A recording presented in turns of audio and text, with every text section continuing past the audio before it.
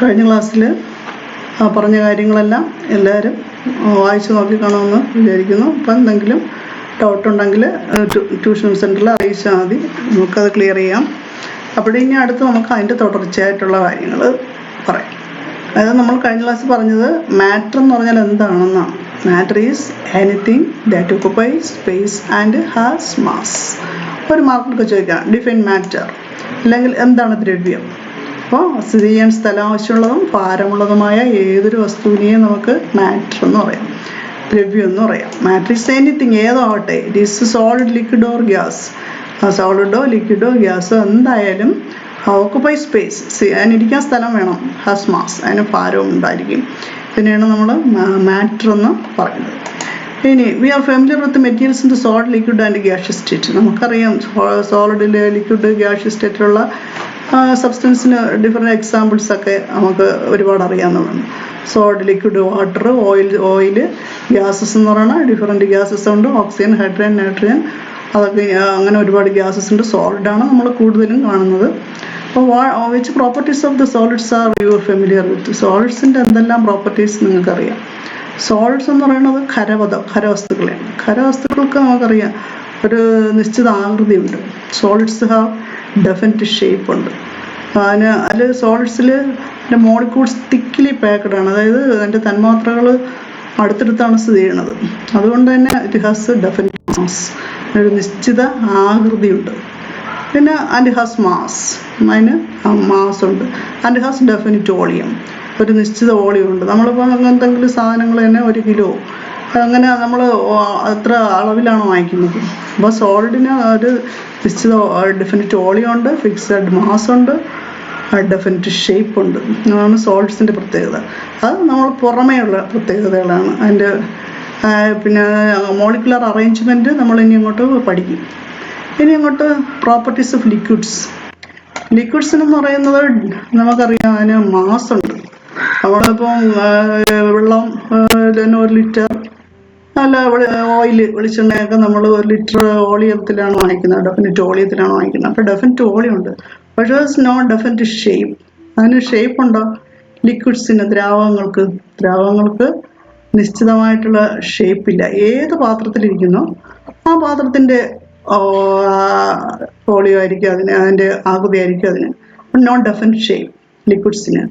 അപ്പോൾ നിശ്ചിത ആകൃതിയില്ല, പക്ഷെ ഡെഫിനിറ്റ് മാസ് ഉണ്ട്. പിന്നെ അതുപോലെ മാസ് ഉണ്ട്, അതിന് ഡെഫിനിറ്റ് വോളിയം ഉണ്ട്. അതിന് വ്യാപ്തം, നിശ്ചിതമായ വ്യാപ്തവും ലിക്വിഡ്സിനുണ്ട്.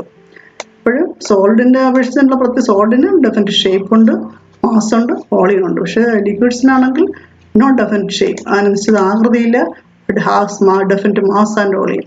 പിന്നെ ഭാരവും വോളിയം ഒക്കെ ഉണ്ട്, വ്യാപ്തവും. Which of these properties are applicable to gases? പക്ഷെ നമ്മൾ ഗ്യാസിലേക്ക് വരികയാണെങ്കിൽ, വാതകങ്ങളിലേക്ക് വരികയാണെങ്കിൽ, വാതകത്തിന് നമുക്ക് കാണാൻ പോലും സാധിക്കില്ല, അതിനൊരു നിശ്ചിത ആകൃതിയില്ല, ഡെഫിനിറ്റ് ഷേപ്പില്ല, നോട്ട് ഡെഫിനിറ്റ് വോളിയം ഇല്ല. അപ്പോൾ നമ്മൾ 1 ലിറ്റർ ഒരു കണ്ടെയ്നറിൽ 1 ലിറ്റർ ഗ്യാസ് ഇരിക്കുകയാണ്. ആ ഗ്യാസസിനെ നമ്മൾ 2 ലിറ്റർ വെള്ളം വേറൊരു കണ്ടെയ്നറിലേക്ക് ആക്കിയാൽ അതിൻ്റെ വോളിയം 2 ലിറ്റർ ആവും. അത് 5 ലിറ്ററിലേക്ക് മാറ്റുകയാണെങ്കിൽ അതിന് 5 ലിറ്റർ ആവും. അപ്പോൾ ഗ്യാസസിന് ഒരു ഡെഫിനിറ്റ് വോളിയം ഇല്ല, ഡെഫിനിറ്റ് ഷേപ്പും ഇല്ല, പക്ഷെ ഹാവ് ഡെഫിനിറ്റ് മാസ്. പക്ഷെ അതിന് ഒരു മാസ് ഉണ്ട്, ഭാരമുണ്ട്. അതാണ് അതിൻ്റെ പ്രത്യേകത. ഇനി ലിക്വിഡ്സിന് ഇറ്റ് ക്യാൻ ഫ്ലോ. ലിക്വിഡ്സിന് എന്ന് പറയുന്നത് ഒഴുകാനുള്ള കഴിവുണ്ട്. അതായത് സോളിഡിനാണെങ്കിൽ it has no movement, solid move ചെയ്യാൻ കഴിയില്ല. പക്ഷെ ലിക്വിഡിനും ഗ്യാസസിനും മൂവ് ചെയ്യാൻ പറ്റും. അത് അതിൻ്റെ മോളിക്കുലർ അറേഞ്ച്മെൻറ്റ്, തന്മാത്രകളുടെ ക്രമീകരണത്തിലുള്ള വ്യത്യാസമാണ്. അത് നമ്മൾ കുറച്ചുകൂടെ എക്സ്പ്ലെയിൻ ചെയ്ത് അടുത്ത പാഠങ്ങളിലൊക്കെ ഇതിൽ തന്നെ പഠിക്കും, അടുത്ത ഇതിലൊക്കെ പഠിക്കും. അപ്പോൾ which of the properties of applicable to gases എന്ന് പറയുന്നതിന് അവിടെ നമ്മൾ അതിൻ്റെ പ്രോപ്പർട്ടീസ് ഓഫ് ലിക്വിഡ് ഗ്യാസുമായിട്ട് ഒരു ടേബിൾ കിടക്കുന്നുണ്ടല്ലോ. Has mass. അപ്പോൾ സോളിഡ് ഹാസ് ഡെഫിനിറ്റ് മാസ്. ലിക്വിഡിനും മാസ് ഉണ്ട്, ഗ്യാസിനും മാസ് ഉണ്ട്. അപ്പോൾ ഇത് മൂന്നെണ്ണത്തിനും മാസ് ഉണ്ട്. ഡെഫിനിറ്റ് വോളിയം ഏതിനാണുള്ളത്? സോളിഡിനും ലിക്വിഡിനും ഡെഫിനിറ്റ് വോളിയം ഉണ്ട്, ഗ്യാസിന് ഡെഫിനിറ്റ് വോളിയം ഇല്ല. ഇനി പെർമനന്റ് ഷേപ്പ്, ഗ്യാസിന് ഡെഫിനിറ്റ് വോളിയം ഇല്ലെന്നാണല്ലോ ഞാൻ പറഞ്ഞത്. പെർമനന്റ് ഷേപ്പ് സോളിഡിന് മാത്രമേ പെർമനന്റ് ഷേപ്പ് ഉള്ളൂ, ലിക്വിഡിനും ഗ്യാസിനും നോ പെർമനന്റ് ഷേപ്പ്. അത് നിശ്ചിത ആകൃതിയില്ല. അപ്പോൾ ഇതാണ് ഇതിൽ പ്രധാനമായിട്ട് ഓർമ്മിക്കാനുള്ളത്. എല്ലാം മൂന്ന് ഇത് പദാർത്ഥങ്ങളുടെ ഡിഫറെൻറ്റ് സ്റ്റേറ്റ്, അതായത് ഒരു പദാർത്ഥത്തിൻ്റെ മൂന്ന് അവസ്ഥകളാണ് ഖരം, ദ്രാവകം, വാതകം, സോളിഡ്, ലിക്വിഡ് ആൻഡ് ഗ്യാസ്. അതിൻ്റെ പ്രത്യേകത എന്ന് പറഞ്ഞാൽ സോളിഡിന് എന്ന് പറയുന്നത് ഡെഫിനറ്റ് ഷേപ്പ്, നിശ്ചിത ആകൃതിയുണ്ട്, നിശ്ചിത മാസുണ്ട്. അതുപോലെ ലിക്വിഡിന് നിശ്ചിത വോളിയമുണ്ട്, ഡെഫിനറ്റ് വോളിയമുണ്ട്. ലിക്വിഡിനാണെങ്കിൽ no definite shape but has definite mass and volume. ഗ്യാസസിലേക്ക് വരികയാണെങ്കിൽ no definite shape, no definite volume, നിശ്ചിത വോളിയം ഉണ്ട്, പക്ഷേ ഡെഫിനറ്റ് മാസ് ഉണ്ട്.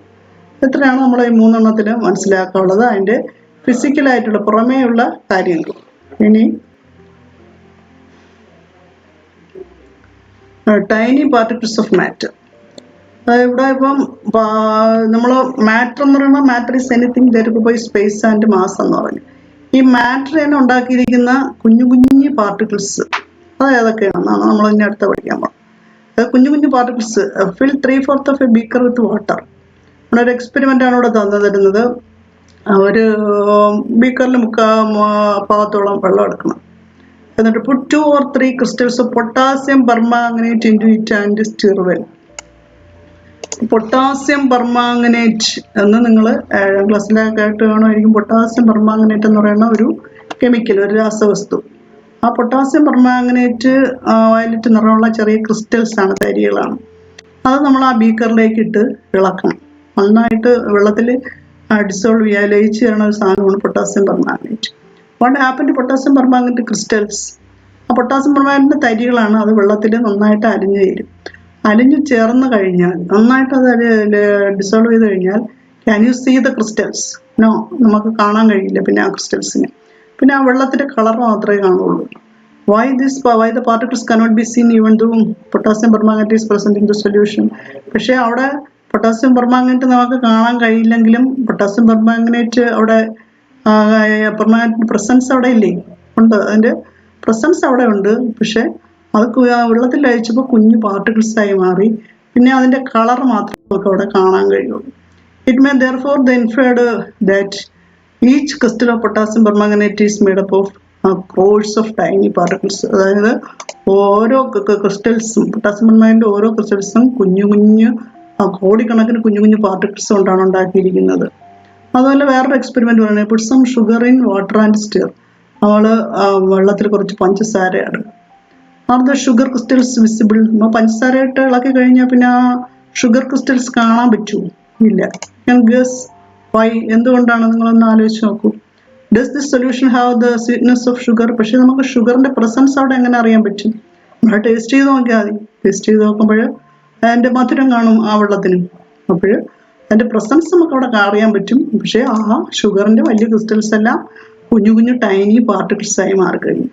Aren't the dissolved tiny sugar particles that impart the properties of solution? അതായത് ആ ടൈനി പാർട്ടിക്കിൾസിന് ആ പിന്നെ ഏത് സബ്സ്റ്റൻസ് ആണോ അതിൽ ലയിച്ചു ചേർന്നത് ആ വസ്തുവിൻ്റെ സ്വഭാവം തന്നെയായിരിക്കും ആ സൊല്യൂഷനും.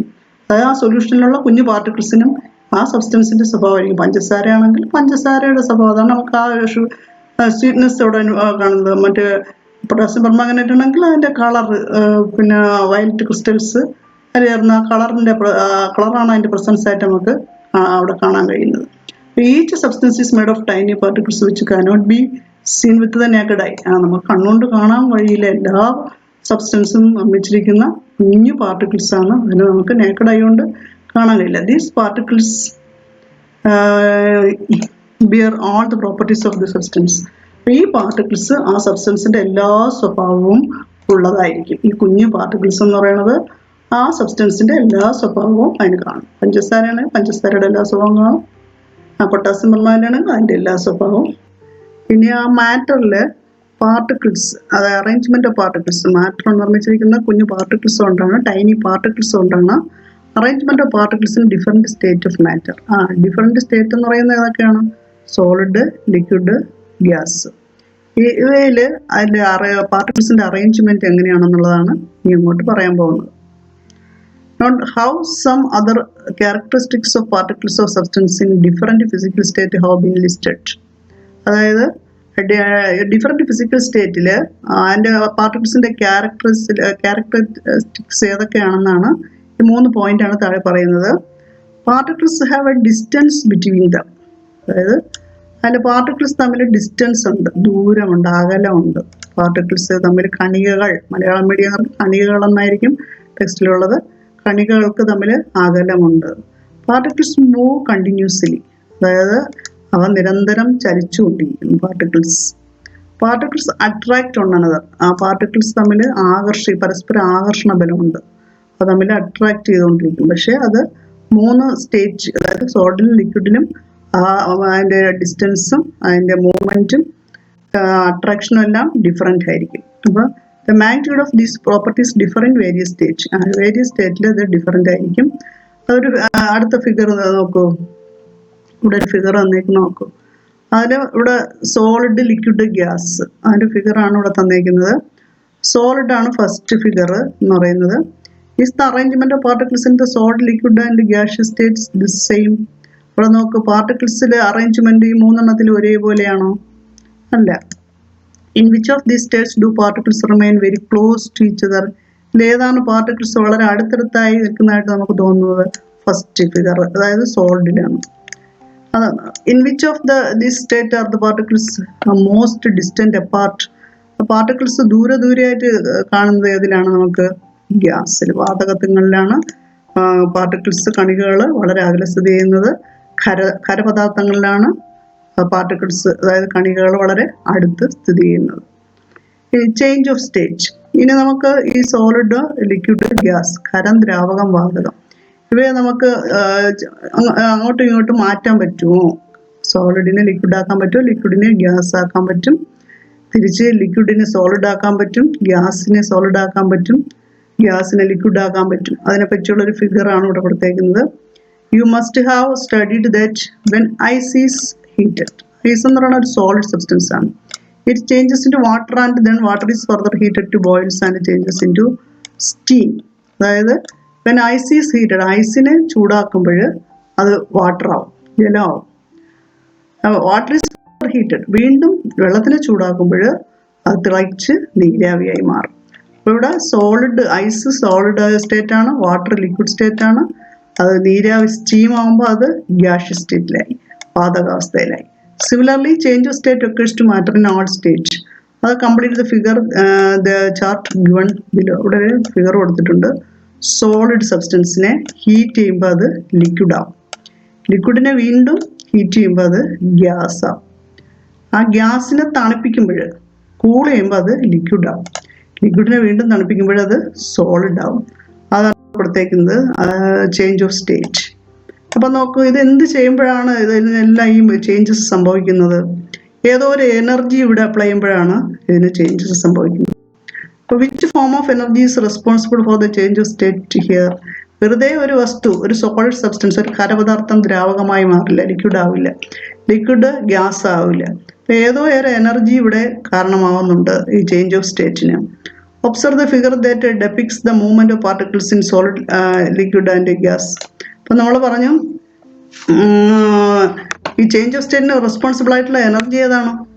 ഒരു ഐസിനെ ചൂടാക്കിയപ്പോഴാണ് അത് വാട്ടറായത്, വാട്ടറിനെ ചൂടാക്കിയപ്പോഴാണ് അത് വാട്ടർ വേപ്പറായി അല്ലെങ്കിൽ സ്റ്റീമായി മാറിയത്. അപ്പോൾ ഏത് എനർജി ആയിരിക്കും ഇവിടെ ചേഞ്ച് ഓഫ് സ്റ്റേറ്റിന് കാരണമായത്? ഹീറ്റ് എനർജിയാണ്. ഇവിടെ ചേഞ്ച് ഓഫ് സ്റ്റേറ്റിന് കാരണമായ എനർജി എന്ന് പറയുന്നത് ഹീറ്റ് എനർജി, അതായത് താപോർജ്ജമാണ് ഇവിടെ അവസ്ഥാ മാറ്റത്തിന് കാരണമായിട്ടുള്ള ഊർജ്ജ രൂപം എന്ന് വെച്ചാൽ താപോർജ്ജം അല്ലെങ്കിൽ ഹീറ്റ് എനർജി. ഇനി തൊട്ട് താഴെ കിടക്കുന്ന figure, observe the figure and depicts the movement of particles in solid, liquid and gas. What are the changes that happen to the following properties when heat is absorbed? ഇവിടെ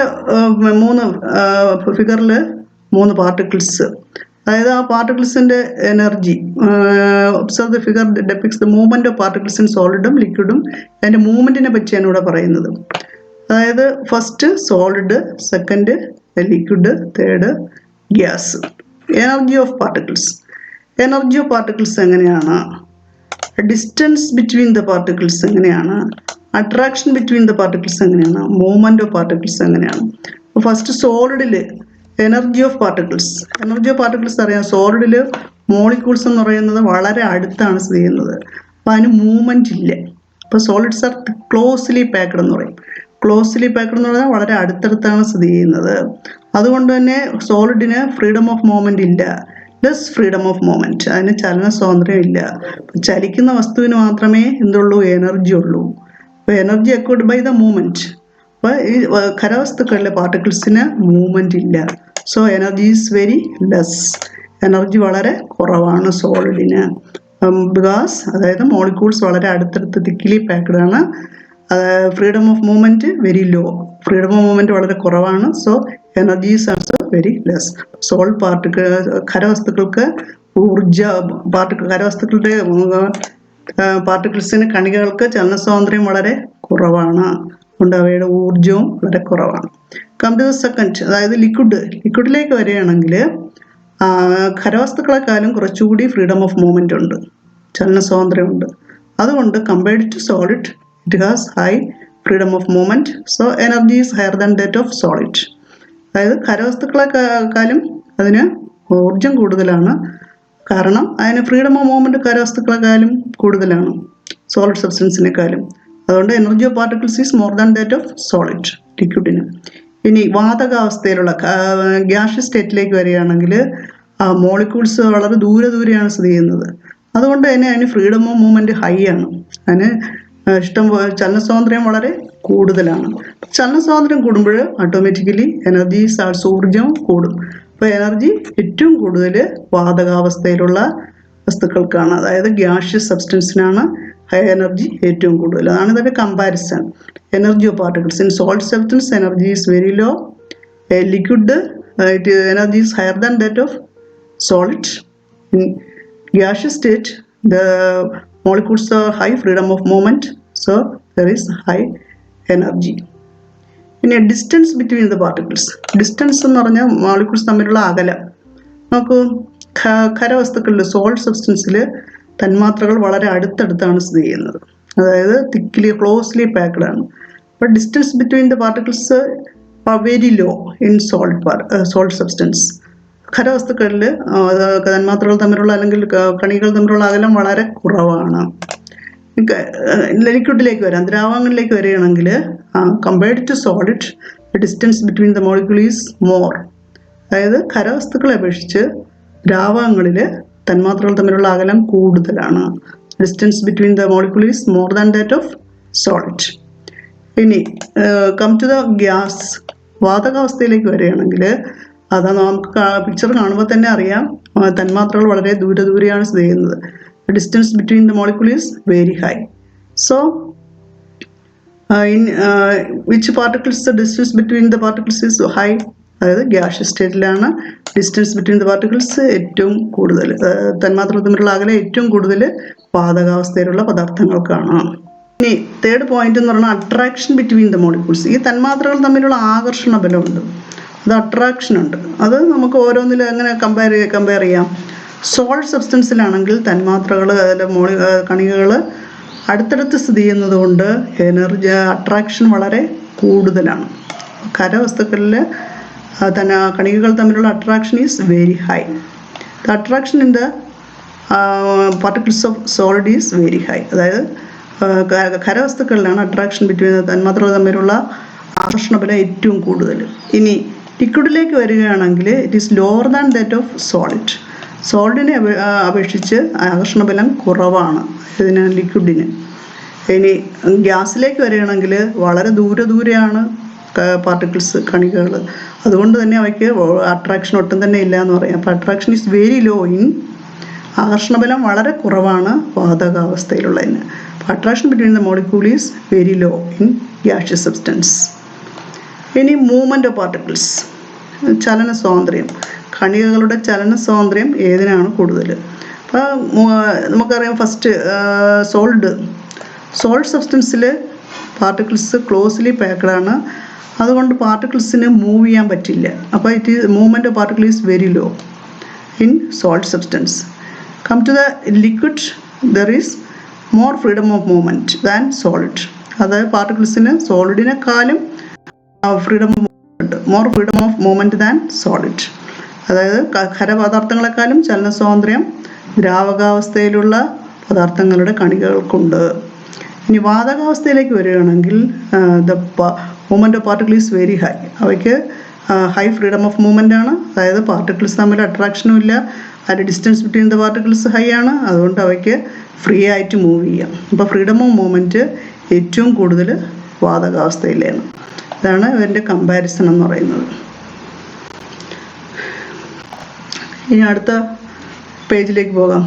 V convert solid into liquid and subsequently liquid into gas by applying heat. അപ്പോൾ നമ്മളിവിടെ മുകളിൽ നമ്മൾ സോളിഡിനെ ലിക്വിഡാക്കി, ലിക്വിഡിനെ ഗ്യാസാക്കി, അതായത് heat apply ചെയ്ത് താപോർജ്ജം കൊടുത്തപ്പോൾ നമുക്ക് ഈ സോളിഡിനെ ലിക്വിഡിനെ ഗ്യാസും ആക്കി മാറ്റാൻ കഴിഞ്ഞു. സോ അങ്ങനെയാണെങ്കിൽ won't the particles of gas have higher energy than in other two states? ആണല്ലോ. ഗ്യാസിന് മറ്റ് രണ്ട് അവസ്ഥകളിലുള്ള പദാർത്ഥങ്ങളെക്കാളും ഏറ്റവും കൂടുതൽ എനർജി ഉള്ളത് ഗ്യാസിനാണല്ലോ, വാതകാവസ്ഥയിലുള്ള പദാർത്ഥത്തിനാണല്ലോ. അപ്പോൾ അവിടെ പോയിന്റ് നോക്കാനുള്ളത് the particles of solid are very close to each other. അതായത് സോളിഡ് സബ്സ്റ്റൻസിൽ ഖരവസ്തുക്കളിൽ പാർട്ടിക്കിൾസ് വളരെ അടുത്തടുത്താണ് സ്ഥിതി ചെയ്യുന്നത്. Their freedom of movement is limited. അവയ്ക്ക് ഫ്രീഡം ഓഫ് മൂവ്മെൻറ്റ് വളരെ ലിമിറ്റാണ്, വളരെ കുറവാണ്. അതാണ് സോളിഡ് സബ്സ്റ്റൻസിനെ പറ്റി ശ്രദ്ധിക്കാനുള്ളത്. Particles very close to each other, the freedom of movement is very less or limited. Second point, in the liquid state, particles are relatively farther apart and have more freedom of movement than in the solid state.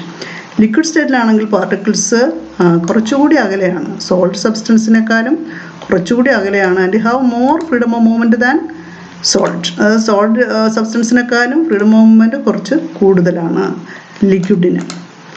In the gaseous state particles remain far away from one another. Gaseous സ്റ്റേറ്റിൽ വാതകാവസ്ഥയിലാണെങ്കിൽ കണികകൾ വളരെ അകലെയാണ് സ്ഥിതി ചെയ്യുന്നത്. Particles remain far away from one another. ഒന്നിനൊന്ന് അകലെയായിട്ടാണ് സ്ഥിതി ചെയ്യുന്നത്. Their freedom of movement is very high. അവയുടെ ഫ്രീഡം ഓഫ് മൂവ്മെൻറ്റ് വളരെ കൂടുതലാണ് ഗ്യാഷ്യസ് സ്റ്റേറ്റിലുള്ള പദാർത്ഥങ്ങളിലെ പാർട്ടിക്കിൾസിന് കണികകൾക്ക്. The difference in temperature causes the change of state. അപ്പം ടെമ്പറേച്ചറിലുള്ള വേരിയേഷൻസ്, ഡിഫറൻസസ്, വ്യത്യാസം ചേഞ്ച് പദാർത്ഥങ്ങളുടെ അവസ്ഥാമാറ്റത്തിന് കാരണമാകുന്നു. In all states when heated is provided. എല്ലാ അവസ്ഥയിലും നമ്മൾ ഹീറ്റ് പ്രൊവൈഡ് ചെയ്യുകയാണെങ്കിൽ the energy and movement of particles increases. ചൂടാക്കുമ്പോൾ വസ്തുക്കളുടെ മൂവ്മെൻറ്റ് കൂടും, വസ്തുക്കളിലെ കണികകളുടെ, അതായത് പാർട്ടിക്കിൾസിൻ്റെ മൂവ്മെൻറ്റ് കൂടും, സ്വാഭാവികമായിട്ടും അതിൻ്റെ എനർജി കൂടും, increase. While attraction among particles decreases. പക്ഷേ മോളിക്യൂൾസ് തമ്മിലുള്ള അട്രാക്ഷൻ കുറയും. ഫ്രീഡം ഓഫ് മൂവ്മെൻറ്റും എനർജിയും കൂടും, അട്രാക്ഷൻ കുറയും. അതായത് ചലന സ്വാതന്ത്ര്യവും ഊർജവും കൂടും, ആകർഷണ ബലം കുറയും. ഒരു വസ്തുവിനെ ചൂടാക്കുമ്പോൾ കണികൾക്കുണ്ടാകുന്ന മാറ്റങ്ങൾ പരീക്ഷയ്ക്ക് ചോദിക്കുന്നതാണ്. എന്തൊക്കെയാണ്? What are the changes happened when ever substance is heated? When heat is provided the energy and movement of particles increases and attraction among particles decreases. അതിൻ്റെ മൂവ്മെൻറ്റും എനർജിയും കൂടും, അട്രാക്ഷൻ ആകർഷണബലം കുറയും. ഇനി ചില സബ്സ്റ്റൻസ് വെൻ ഹീറ്റഡ്, ചില സബ്സ്റ്റൻസിനെ ഹീറ്റ് ചെയ്യുമ്പം change directly into gas without forming liquid. This phenomenon is called sublimation. ചില വസ്തുക്കൾ ചൂടാക്കുമ്പോൾ അത് ഡയറക്റ്റായിട്ട് ഗ്യാസായി, സോളിഡ് സബ്സ്റ്റൻസിനെയാണ് ചൂടാക്കുമ്പോൾ അത് ഡയറക്റ്റായിട്ട് ഗ്യാസ് ആവും വിതൗട്ട് ഫോമിങ് ലിക്വിഡ്. ലിക്വിഡ് ആകാതെ ഗ്യാസ് ആവും. ഐസിനെ ചൂടാക്കുമ്പോൾ വാട്ടർ ആയിട്ടാണ് വേപ്പർ ആവുന്നത്. എന്നാൽ ചില സബ്സ്റ്റൻസിനെ ചൂടാക്കുമ്പോൾ അത് ഡയറക്റ്റായിട്ട് ഗ്യാഷ്യസ് സ്റ്റേറ്റിലേക്ക് പോകും. അങ്ങനെയുള്ള ഫിനോമിന, പ്രതിഭാസത്തിന് പറയുന്ന പേരാണ് സബ്ലിമേഷൻ എന്ന് പറയും. ഉത്പതനം എന്ന് പറയും, മലയാളത്തിൽ ഉത്പതനം, സബ്ലിമേഷൻ. വെൻ ദ വേപ്പേഴ്സ്, ഇനി ഇത് വേപ്പറായി കഴിഞ്ഞാൽ ഈ സബ്സ്റ്റൻസ് ചൂടാക്കുമ്പോൾ അത് ഗ്യാസായി മാറും. അതിനെ ആ വേപ്പേഴ്സിനെ, അത് ചൂടാകുമ്പോഴുള്ള ആ വേപ്പേഴ്സിനെ when these vapors substances are cooled, തണുപ്പിക്കുകയാണെങ്കിൽ they change directly into the solid form. അത് തണുപ്പിക്കുകയാണെങ്കിൽ അത് വീണ്ടും സോളിഡ്സ് ആയിട്ട് മാറും. അതാണ് അതിൻ്റെ പ്രത്യേകത. നാഫ്തലിൻ ആൻഡ് അയഡിൻ, പാറ്റാഗ്ലുയ എന്ന് പറയുന്ന നാഫ്തലിനും അയഡിൻ ക്രിസ്റ്റൽസ് ഉണ്ട്. അതൊക്കെയാണ് ഇതിന് എക്സാമ്പിൾസ്. അപ്പം നാഫ്തലിൻ, അയഡിൻ തുടങ്ങിയവ നമ്മൾ ക്രിസ്റ്റൽസ് ചൂടാക്കുമ്പോൾ അത് നേരിട്ട് വാതകാവസ്ഥയിലേക്ക് മാറും, ലിക്വിഡ് ആകാതെ. എന്നിട്ട് ആ വേപ്പേഴ്സിനെ തണുപ്പിക്കുകയാണെങ്കിൽ വീണ്ടും അത് പഴയ ഫോമിൽ സോളിഡ് ഫോമിലേക്ക് ചേഞ്ച് ചെയ്യും. ഈ ഫിനോമിനയാണ് സബ്ലിമേഷൻ എന്ന് പറയുന്നത്. വളരെ ഇമ്പോർട്ടൻ്റ് ആയിട്ട് ക്വസ്റ്റ്യൻ ആണ് sublimation. Give examples. When substances are heated, it change directly into gas without forming liquid. ചില ഖരപദാർത്ഥങ്ങളെ ചൂടാക്കുമ്പോൾ അത് ദ്രാവകമാകാതെ നേരിട്ട് വാതകമായി മാറുന്നു. ഈ പ്രതിഭാസത്തിനെയാണ് ഉത്പതനം അല്ലെങ്കിൽ സബ്ലിമേഷൻ എന്ന് പറയുന്നത്. ഈ ഖരപദാർത്ഥങ്ങൾ വാതകാവസ്ഥയിലാക്കി മാറ്റിയിട്ട് ആ വേപ്പേഴ്സിനെ ചൂടാക്കുമ്പോൾ അത് വീണ്ടും തണുപ്പിക്കുമ്പോൾ അത് വീണ്ടും പഴയ ഖരാവസ്ഥയിലേക്കായി മാറുന്നു. അപ്പം ഈ ബാഷ്പത്തെ, അതായത് നമ്മൾ ചൂടാക്കി ഉണ്ടാകുന്ന ബാഷ്പത്തെ തണുപ്പിക്കുമ്പോൾ വീണ്ടും അത് പഴയ അവസ്ഥയിലേക്കായി മാറുന്നു. ഉദാഹരണം നാഫ്തലിൻ, അയഡിൻ. നാഫ്തലിൻ തന്നെയാണ് മലയാളം മീഡിയത്തിൽ എഴുതിയാൽ മതി. നാഫ്തലിനും അയഡിനുമാണ് അതിന് ഉദാഹരണങ്ങൾ, എക്സാമ്പിൾ. അപ്പോൾ ഇവിടെ നമ്മൾ ഒരു പിക്ചർ, സോളിഡ്, ലിക്വിഡും ഗ്യാസും. അതിൻ്റെ ചൂടാക്കുമ്പോൾ സോളിഡ് ലിക്വിഡ് ആവും, ലിക്വിഡ് ഗ്യാസ് ആവും എന്നൊക്കെ പറഞ്ഞു. തണുപ്പിക്കുമ്പോൾ തിരിച്ച് ലിക്വിഡ് സോളിഡ് ആവും, ഗ്യാസ് ലിക്വിഡ് ആവും. അപ്പോൾ അതിനൊക്കെ ഓരോ പേരുണ്ട്. അതാണ് നമ്മൾ ഇന്നിവിടെ പറയുന്നത്. ഇവിടെ ഈ പിക്ചർ ശ്രദ്ധിക്കുക എല്ലാവരും. അതായത് സോളിഡ് ലിക്വിഡ് ആവുന്ന ആരോ മാർക്ക്, മുകളിലേക്ക് കൊടുത്തേക്കുന്ന ആരോ മാർക്ക് നോക്കൂ. സോളിഡ് ലിക്വിഡ് ആവുന്ന ആ പ്രോസസ്സ്, ആ പ്രക്രിയയ്ക്ക് പറയുന്ന പേരാണ് ലിക്വിഫാക്ഷൻ എന്ന് പറയും. സോളിഡ് ലിക്വിഡ് ആവുന്ന ആ പ്രക്രിയയ്ക്ക് ലിക്വിഫാക്ഷൻ അല്ലെങ്കിൽ ദ്രവീകരണം എന്നാണ് പറയുന്നത്. ലിക്വിഫാക്ഷൻ എന്ന് പറയും. സോളിഡ് ലിക്വിഡ് ആവുന്ന ഒരു ഖരപദാർത്ഥം ദ്രാവകമാകുന്ന പ്രക്രിയ. ഇനി ലിക്വിഡ് ഗ്യാസ് ആകുന്നത്, അവിടെ നിന്ന് മുകളിൽ നിന്ന് താഴോട്ട് കൊടുക്കുന്ന ആരോ മാർക്ക് നോക്കുക. അപ്പോൾ അത് വേപ്പറൈസേഷൻ എന്നാണ് പറയുന്നത്. വേപ്പറൈസേഷൻ, ബാഷ്പീകരണം എന്ന് പറയും. അപ്പോൾ ദ്രാവകം വാതകമാകുന്നതിന് ബാഷ്പീകരണം എന്ന് പറയും, അതായത് വേപ്പറൈസേഷൻ എന്ന് പറയും.